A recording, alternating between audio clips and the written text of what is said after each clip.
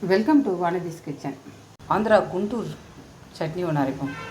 செம்ம காரமாக இருக்கும், டேஸ்ட்டும் செம்மையாக இருக்கும்.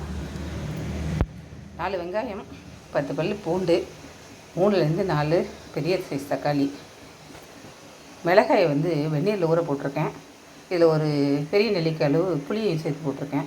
ஆனால் அதை எடுத்துட்டு தண்ணி விடாமல் இது எல்லாத்தையும் அரைச்சிட்டு வந்துடுவோம். காஞ்சிருச்சு. கடுகு, ஒரு ஸ்பூன் உளுத்தம்பருப்பு செவந்துருச்சு. கருவேப்பிலை போட்டுக்கலாம். அரைச்சி விழுது சேர்த்துருவோம். தண்ணியை விடாமல் அரைச்சிருக்கிறோம். தேவையான உப்பு சேர்த்துருவோம். நல்லா கலந்து விடுங்க. இது மேலே கொஞ்சம் தெரிச்சிக்கிட்டே இருக்கும், அதனால் மூடி வச்சுடுங்க. மூடி வச்சு கொஞ்சம் நேரம் கொதிக்க விடும். ஒரு 10 நிமிஷம் கழித்து பார்க்கலாம். ஆந்திரா குண்டூர் சட்னி ரெடி. கலர் எப்படி அட்ராக்ஷனாக இருக்குது பாருங்கள்.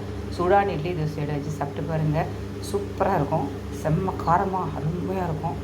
நல்ல மழை நேரத்தில் சுட சுட இட்லியோடு வச்சு சாப்பிட்டிங்கன்னா கலக்கலாக இருக்கும். பிடிச்சிருந்ததுன்னா லைக் பண்ணுங்கள், ஷேர் பண்ணுங்கள், சப்ஸ்கிரைப் பண்ணுங்கள். நன்றி, வணக்கம்.